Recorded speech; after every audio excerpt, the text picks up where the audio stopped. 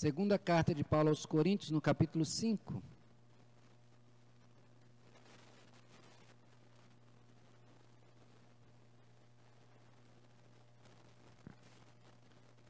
Eu vou ler, os irmãos acompanham a partir do verso 18. Ora, tudo provém de Deus, que nos reconciliou consigo mesmo por meio de Cristo e nos deu o ministério da reconciliação, a saber, que Deus estava em Cristo reconciliando consigo o mundo, não imputando aos homens as suas transgressões, e nos confiou a palavra da reconciliação, de sorte que somos embaixadores em nome de Cristo, como se Deus exortasse por nosso intermédio. Em nome de Cristo, pois, rogamos que vos reconcilieis com Deus. Aquele que não conheceu pecado, ele o fez pecado por nós, para que nele fôssemos feitos justiça de Deus. E nós, da qualidade de cooperadores com ele, também vos exortamos a que não recebais em vão a graça de Deus, porque ele diz: eu te ouvi no tempo da oportunidade e te socorri no dia da salvação. Eis agora o tempo sobremodo oportuno, eis agora o dia da salvação, não dando nós nenhum motivo de escândalo em coisa alguma, para que o ministério não seja censurado. Mais uma vez, feche seus olhos. Senhor, mais uma vez nós clamamos a Ti, que o Senhor derrame, Senhor, do céu sobre nós o Teu Espírito, abra o nosso coração, a nossa mente, tira de nós toda barreira, Senhor, que possa impedir de ouvir, Senhor, a Tua voz através do pregador. Nós somos carentes de Ti, sem Ti nós não temos capacidade de compreender a palavra, mas com o Teu agir nós somos alimentados, nós somos transformados e santificados. Esse é o nosso desejo, Senhor, em nome de Jesus. Amém. Meus irmãos, quando nós falamos de algumas profissões e perguntamos para um jovem: o que você quer ser quando crescer? O jovem diz: eu quero ser médico, eu quero ser aviador, eu quero ser... E aí as opções são várias. E dessas opções estão ou uma profissão que traz aventura, ou uma profissão, na maioria das vezes, que traz dinheiro, traz segurança financeira. Mas nem toda profissão traz alegria para aquela pessoa que está exercendo. Nós deveríamos procurar saber qual é a nossa inclinação, saber daquilo que gostamos, para que nós então pudéssemos exercer uma profissão que nos dá alegria de trabalhar. Porque há um ditado que diz: aquela pessoa que faz o que gosta, ela nunca trabalha, porque ela sempre vai fazer algo que ela vai ter prazer de fazer. Mas uma pessoa que faz aquilo que não gosta, será sempre um castigo trabalhar. Aquilo que deveria ser um prazer não é. Mas, meus irmãos, há certas profissões que elas dão uma importância maior. Por exemplo, ser o embaixador do Brasil. Imagina que chique, você é o embaixador do Brasil. Você viaja para um outro país e chegando lá você diz: eu falo em nome do presidente da República do Brasil, eu falo em nome dos brasileiros, eu sou o embaixador. Veja que esta palavra, ela traz em si algo importante. Agora também tem uma outra palavra que o texto usa, que diz que nós somos cooperadores. Veja que importância. Alguém que tem um grande destaque, seja na política, seja uma pessoa de importância para a sociedade, e ela falando das suas vitórias diz: mas eu tive como cooperador esta pessoa. E olha para você, você vai se sentir o cara, você vai se sentir a pessoa mais importante. Mas, meus irmãos, quando nós lemos esse texto, nós vimos exatamente Deus falar isso para nós. Ele diz que Deus, ele nos fez seus embaixadores, de sorte que Ele fala através de nós. Então Ele nos fez representantes de Cristo, Ele nos fez seus representantes, e Ele disse também que nós somos cooperadores com Ele. Ou seja, Deus poderia ter escolhido falar através de qualquer outro, Deus poderia ter escolhido falar através de anjos, de arcanjos. Seria muito mais proveitoso e teria muito mais sucesso. Mas Deus escolheu falar através de você. Não importa se você é um jovem, adolescente, se você é uma criança, Deus escolheu falar através de você. E quando nós lemos o que Pedro escreveu, dizendo que nós somos especiais, nação santa, povo de propriedade exclusiva de Deus, ele vai dizer, a fim de proclamar as virtudes daquele que vos chamou das trevas para a sua maravilhosa luz. O que fica claro é que Deus, ele chamou pecadores, que como lemos o texto lá do Salmo 53, ninguém procurava a Deus, mas todos nós fomos alvos da graça de Deus, e agora como pecadores transformados. Agora nós vamos falar, não de algo que disseram para nós, mas nós vamos falar de uma salvação que nós experimentamos. Vamos falar de um amor de Deus que nós experimentamos. E aí então, nós colaboraremos com a obra de Deus na terra, sendo testemunhas daquilo que Deus faz em nós. Se a gente ler um pouquinho antes, a partir do verso 4, nós vamos dizer que nós temos um tesouro em vaso de barro. E o que Paulo quer dizer é o seguinte, o que Deus tem é valioso demais, que o evangelho que ele nos deu é algo sem preço, e esse evangelho que ele nos deu é valiosíssimo, ele é o tesouro, mas nós que somos os propagadores, nós somos como um vaso de barro, vaso sem valor, que a sua forma não é importante, que se é homem ou se é mulher, se é criança ou qualquer idade, não importa, nós somos apenas o vaso que traz algo importante. Mas ele diz no versículo 13, dizendo, eu criei e por isso falei. Ou seja, eu só terei motivo para transformar a minha palavra em algo útil, eu só terei motivo de querer usar bem os instrumentos que eu tenho, se eu tiver crido. Por isso que o texto diz, eu criei, por isso também falei. Depois ele diz, nós também cremos, por isso também falamos. Ou seja, a fé que recebemos como instrumentos de Deus para apossarmos-nos da salvação, ela nos move a falar de algo que nós recebemos. Ela nos faz ter prazer de contar às pessoas aquilo que Deus fez em nós. E ele vai falar também a partir do verso 16, a respeito das aflições que o crente passa, mostrando que o crente sofre, que o crente é perseguido, que as pessoas querem desfazer do crente, desmerecer o crente, fazê-lo sofrer. No versículo 17 diz, a nossa leve e momentânea tribulação produz para nós eterno peso de glória, acima de qualquer comparação. Ele mostra que esse mundo não é a nossa casa. Como Pedro também disse, e outros autores, eles dizem que nós somos passageiros dessa terra, peregrinos, que vamos passando, e aqui não é nossa casa, que o momento que estivermos, se for ruim, não deve nos tirar a alegria da glória, a alegria de estar com o Senhor. Já no capítulo 5, ele fala da nossa casa terrestre, que é esse corpo, que ela pode até ser destruída, com a perseguição que nós sofremos, e esta perseguição, ela pode até nos destruir, mas temos da parte de Deus, uma casa celeste, construída não por mãos humanas, mas pelo próprio Deus, se referindo então ao corpo que teremos. Já no versículo 15 ele diz, e ele morreu por nós, para que os que vivem não vivam mais para si mesmos, mas para aquele que por ele morreu e ressuscitou.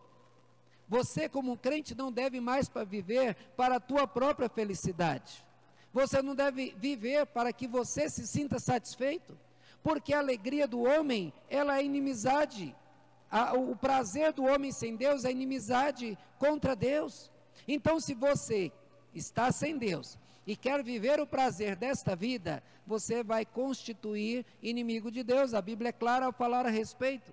Mas quando você, que ama a Deus, e quer viver para Deus, vivendo não para si mesmo, mas para Deus, você vai descobrir um prazer maior que qualquer alegria que o mundo pode dar, porque você vai cumprir o seu papel, você vai cumprir a razão pela qual Deus te criou, e você então será transformado, e essa alegria que você terá, será algo maior do que qualquer coisa que esse mundo possa te oferecer. Versículo 17 diz, E assim, se alguém está em Cristo, é nova criatura.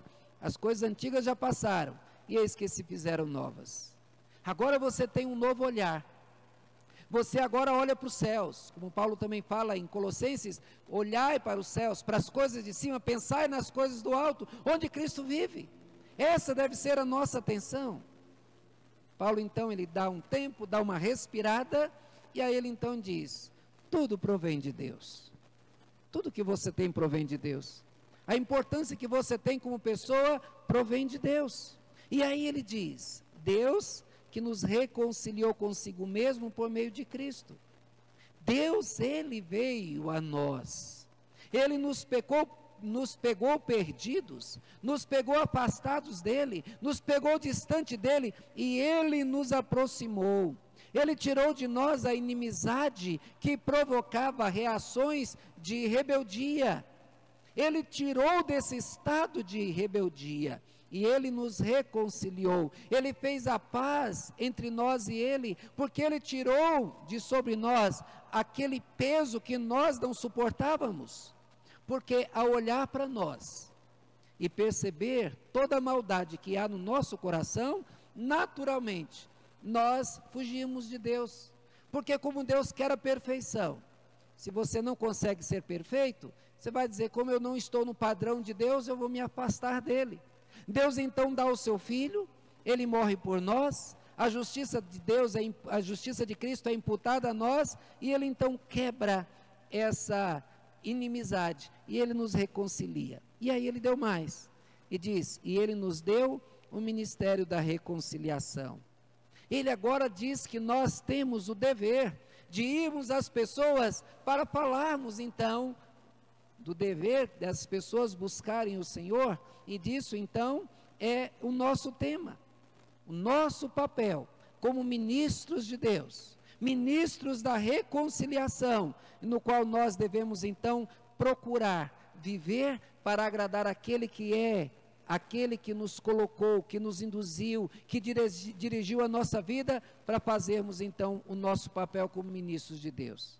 Mas, meus irmãos, quando a gente observa pessoas como alguns candidatos, há pouco tempo atrás, o candidato à presidência dos Estados Unidos, Joe Biden, ele estava na sua campanha sorridente, falante, fazendo promessas, ia mudar o mundo, resolver o problema do mundo. E aí então todo sorridente, agora ele foi eleito, e você quando vê o Biden, já não tem aquele sorriso largo no seu rosto, já não tem mais aquela satisfação de prometer, porque agora ele não promete, agora ele tem que fazer, agora ele é a pessoa que foi escolhida, tem o dever que recai sobre ele, e aí então, o que ele falar pode provocar tanto coisas boas, quanto estragos, muitos estragos no mundo inteiro. Então agora está sobre ele o peso da responsabilidade. Aquele que muito recebe, muito será dado. Quem recebe privilégios, recebe também responsabilidades. Assim acontece conosco, irmãos. Deus, ele nos incumbiu de uma tarefa que Deus deu, tudo provém de Deus. Ele nos deu o ministério da reconciliação, e nós agora devemos então trabalhar para o Senhor. Se isso não nos dá o motivo de sorrisos fartos, nos sabe que isso vai nos trazer a certeza do privilégio do cargo que nós ocupamos. Recebemos então um grande privilégio, mas junto com ele a responsabilidade, ser a boca de Deus para o mundo. Deus exorta através de nós, e representá-lo como dignidade, honrando aquele que nos chamou. Então veja, irmãos, que em primeiro lugar, nós vamos ver o que diz aí no versículo 20. Olha aí a tua Bíblia. O versículo 20 diz assim: de sorte que somos embaixadores em nome de Cristo, como se Deus exortasse por nosso intermédio. Em nome de Cristo, pois, rogamos que vos reconcilieis com Deus. Aquele que não conheceu o pecado, ele se fez pecado por nós, para que nele fôssemos feitos justiça de Deus. Meus irmãos, a nossa tarefa é dizer às pessoas que estão longe de Deus: se reconciliem com Deus. Meus irmãos, se você chegar para uma pessoa e dizer, você precisa se reconciliar com Deus, essa pessoa pode dizer, mas eu não estou com raiva de Deus, eu não briguei com Deus. Será que de fato, se Deus está dizendo que o mundo é preciso, que o mundo se reconcilie com Ele, será que nós não estamos em rebeldia? E agora eu chamo você, para que você pense em você. Por que você peca? Porque é sabido que o crente também peca. Por que você peca? Você peca por rebeldia. Veja, talvez você diga, eu não tenho nenhum motivo de ter que reconciliar com Deus. Será que você de fato é fiel nas suas finanças? Os seus negócios, eles estão perfeitamente justos? Você se preocupa em ser fiel nos mínimos detalhes? Ou ainda há aquele desejo de ganhar alguma vantagem em algo desonesto? Pense também nos teus relacionamentos. Pense na tua casa, você com tua esposa ou com teu marido. Nesse relacionamento, você tem feito exatamente como Deus quer? Porque quando você age de maneira diferente, quando você, mulher, não é submissa ao marido como Deus manda, quando você, marido, não sustenta a casa, não dirige a casa, quando não ama a esposa como Cristo amou a casa, você não está andando de acordo com a vontade de Deus. E por quê? Porque há uma rebeldia dizendo, Deus quer isso, mas eu penso diferente, eu quero fazer diferente. Quando Deus diz para o pai não tirar a vara, mas tratar o filho com disciplina para que o filho não se perca, e aí você diz, mas eu não vou bater no meu filho, porque eu não quero agir com violência. Será que você não está lá no fundo dizendo, o modo de Deus agir não é o modo que eu quero? Porque eu sei o que é melhor. O que acontece muito é que estamos vivendo num tempo onde filho não respeita mais ninguém. Porque o próprio pai não quer que seja chamado de senhor, a mãe não quer ser chamada de senhora, o filho aprende que não deve tratar o pai com respeito, não respeita professores, não respeita autoridade, vai acabando na cadeia e aí então a sociedade que perde. Mas o grande problema é a resposta dos pais à educação que Deus quer. Nós temos visto falha também nos relacionamentos interpessoais. Pessoas que tratam um de maneira melhor do que o outro porque se veste bem. Pessoas que tratam o outro melhor porque ele é rico e o outro é pobre. Pessoas que tratam outras pessoas com desprezo porque é diferente. Como é que a Bíblia manda que nós devemos tratar uns aos outros? Será que você não está agindo com rebeldia contra Deus? Fazendo o contrário a Deus? Andando por caminhos tortuosos porque você acha que o teu caminho é melhor? Isso constitui rebeldia, constitui inimizade, constitui pecado. E todo pecado é um ato de inimizade contra Deus. É necessário que pensemos sinceramente sobre a nossa reconciliação. Porque veja, se você acredita que você não é pecador, você está num caminho difícil. Porque João diz lá na sua carta, se nós dissermos que não temos pecado, nós dizemos que Deus é mentiroso. Aí ele torna a repetir, em português é igual, se dissermos que não temos pecado, fazemos Deus mentiroso. Mas quando você olha no original, no tempo verbal, que é trazido, o texto diz, se dissermos que nós nunca pecamos, nós dizemos que Deus é mentiroso. Se dissermos que nós não pecamos hoje, nós dizemos também que Deus é mentiroso.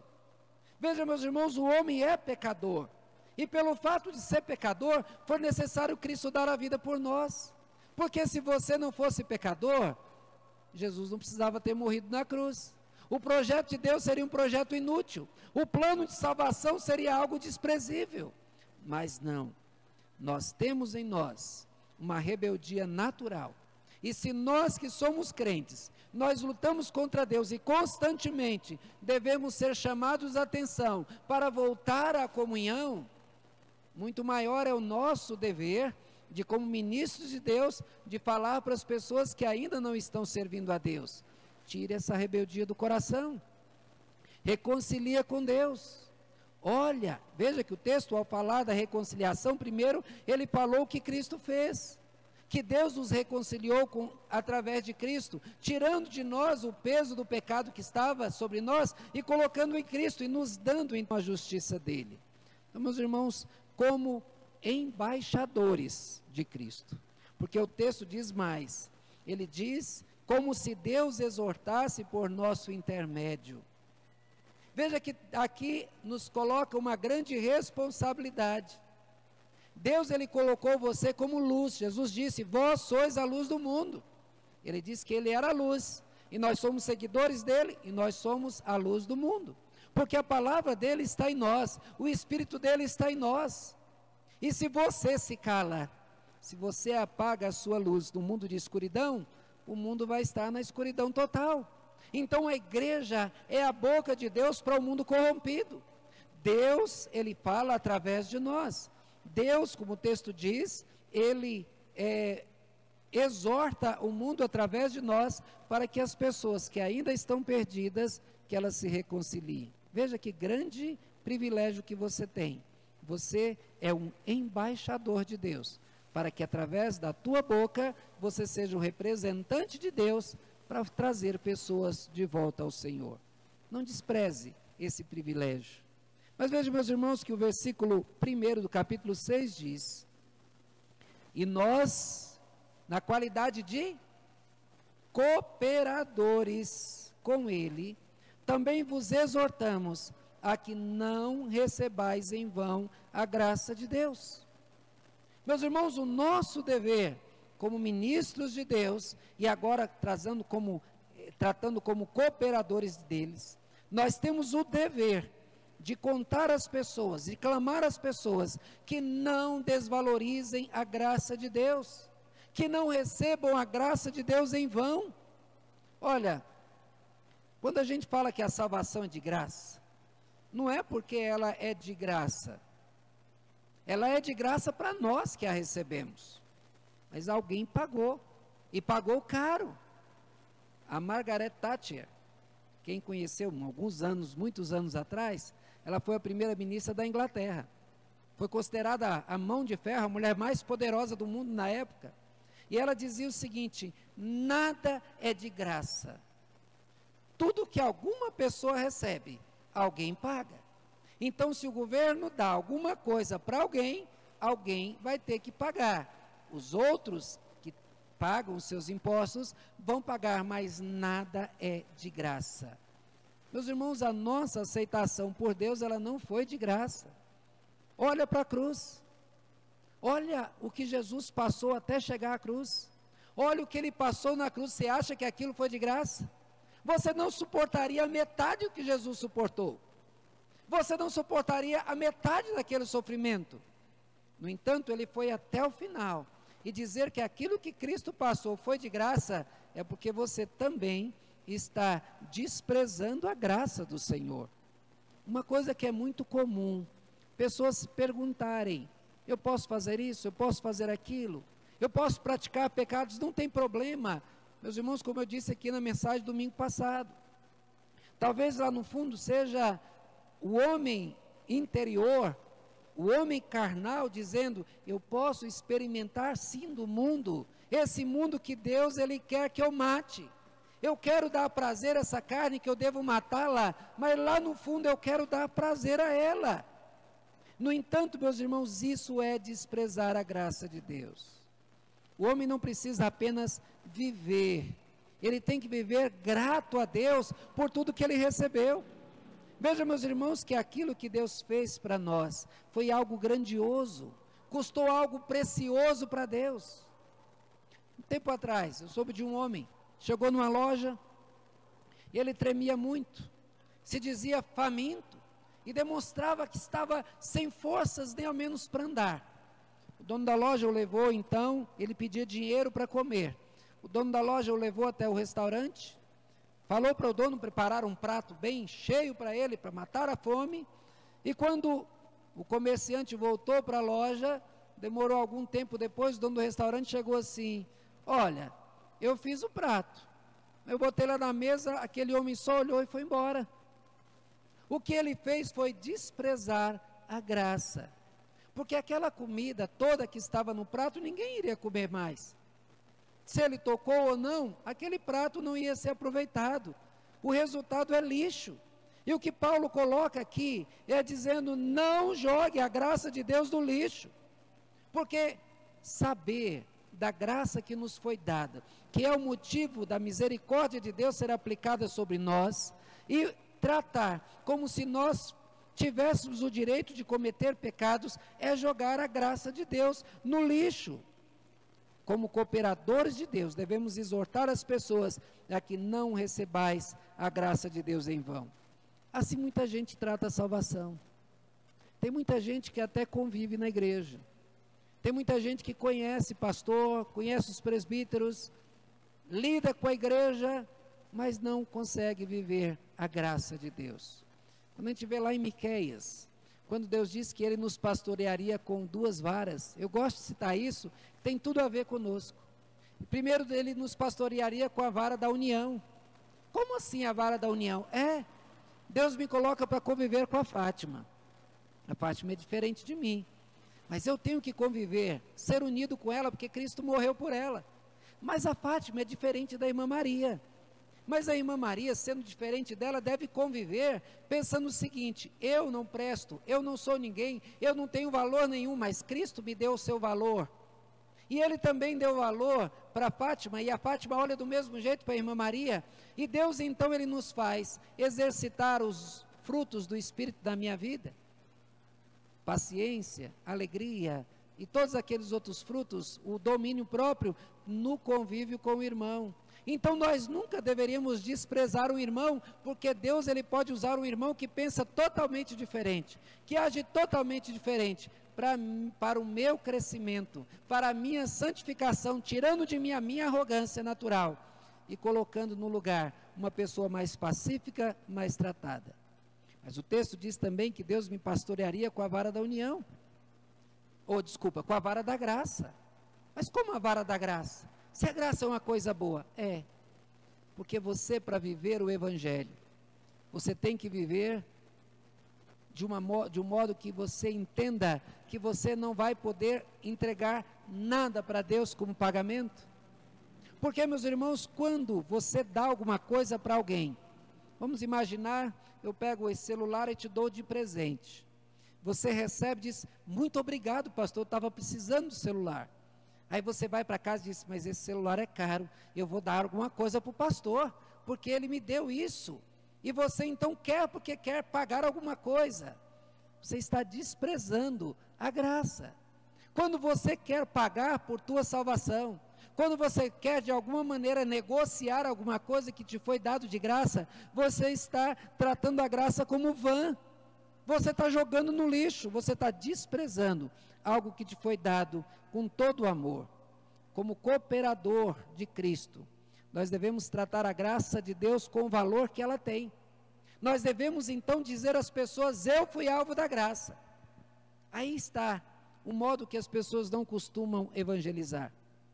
Vamos imaginar que você esteja sentado num lugar, sente-se do teu lado um travesti, trajado com os seus trajes, que a gente olha, dá aquele arrepio, e a pessoa senta do seu lado. Como é que você falaria do Evangelho para ele? Você diria para ele que você é pior do que ele? Normalmente o crente vai dizer: não, você precisa largar essa vida, porque você vai para o inferno. Foi isso que Cristo mandou fazer? Não, Ele mandou pregar o Evangelho. O Evangelho é boa notícia.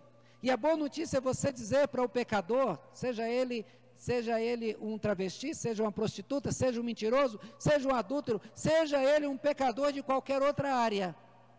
Você deve dizer para ele assim: olha, eu quero te dar uma boa notícia. Cristo me salvou. Eu não valia nada, eu estava perdido, meu caminho era de morte.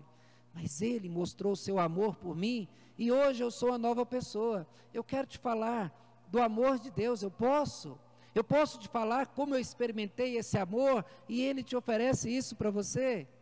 E aí então você fala do amor de Cristo, e a pessoa então toma posse daquilo, e a pessoa então se converte. Mas quando ela vê dedos apontados, dedos acusadores, só vai afastar do amor de Deus. Portanto, nós devemos valorizar a graça de Deus e proclamar a graça de Deus, e não dizer para as pessoas: eu mereço, eu estou aqui porque eu sou melhor, porque eu fiz isso ou aquilo. Não. Se você tem hoje a certeza da salvação, é porque Cristo foi misericordioso com você, foi porque Ele deu a vida por você, e a salvação tua, ela foi toda de graça. Mas, meus irmãos, em terceiro lugar, o versículo 3 do capítulo 6 diz: não dando nós nenhum motivo de escândalo em coisa alguma, para que o ministério não seja censurado. Lembra? O ministério que está dizendo lá atrás, Ele nos deu o ministério da reconciliação. O que o texto nos faz aqui, ele nos exorta a não sermos motivo de empecilho à pregação do Evangelho. Não seja um obstáculo ao Evangelho. Nós fomos alvos da graça de Deus, e como alvos da graça de Deus, nós temos motivo de sobra para poder querer que esta mesma salvação chegue ao maior número de pessoas. Você não pode ser um empecilho ao Evangelho. Meus irmãos, infelizmente, muitas pessoas não tomam cuidado com sua própria vida. Começam a cometer pecados, se afastam de Deus, se afastam da igreja, dão mau exemplo. E o pecado do crente, ele sempre fala mais alto. Pensa lá na sua repartição onde você trabalha, no local do teu trabalho. Se todo mundo fizer tudo errado, as pessoas vão observar? Talvez. Mas se você fizer algo de errado, ó lá, e diz que é crente, não é assim? Porque o crente é luz, e a luz ela deve brilhar. E se o crente não brilha, chama atenção. E se o crente apaga a sua luz por causa do pecado, ele chama atenção. Porque todo mundo vai olhar para ele, porque ele é a árvore frutífera. Ele é alguém que deve ser o exemplo. Ele é alguém que deve trazer as pessoas para perto de Deus e não afastar. Então o crente tem que tomar cuidado, porque o pecado do crente traz prejuízos para o reino de Deus. Lembra de Acã? Deus disse: quando vocês chegarem na cidade de Jericó, vocês entrem, não peguem nada. O que tiver de ouro, tesouro, qualquer tesouro, pertence ao Senhor, não tomem posse. E tudo que tiver de mais lá, não pegue nada. Foi ordem de Deus. Mas Acã resolveu roubar a Deus. E aquilo que era o valor que pertencia a Deus, ele pegou e escondeu. No dia seguinte foram para a batalha e voltaram prejudicados, derrotados e envergonhados. Por quê? Porque um homem no meio do povo de Deus resolveu pecar.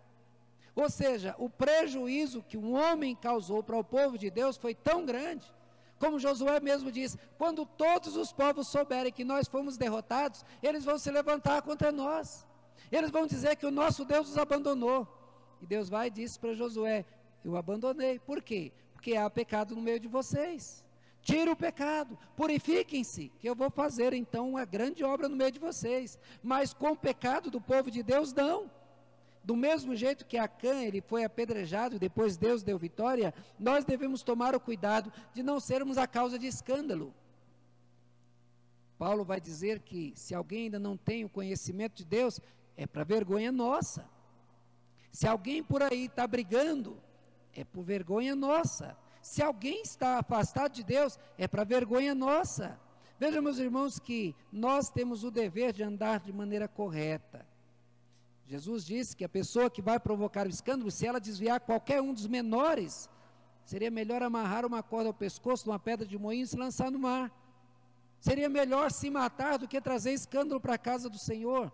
Do verso 7, versículo 1 diz: tendo, pois, ó amados, tal promessa, purifiquemo-nos de toda impureza, tanto da carne como do espírito, aperfeiçoando a nossa santidade no temor de Deus.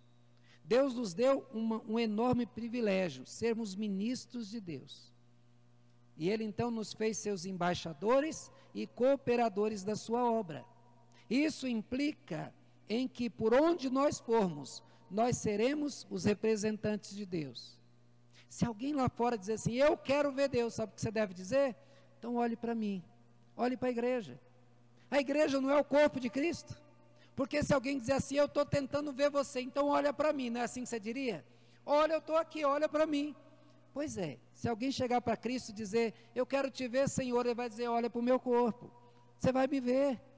Veja que privilégio você tem. Você apresenta Cristo, apresenta Deus para o mundo. Então você, como embaixador, cooperador de Deus, você deve então viver como seu representante. E você deve se portar de modo responsável.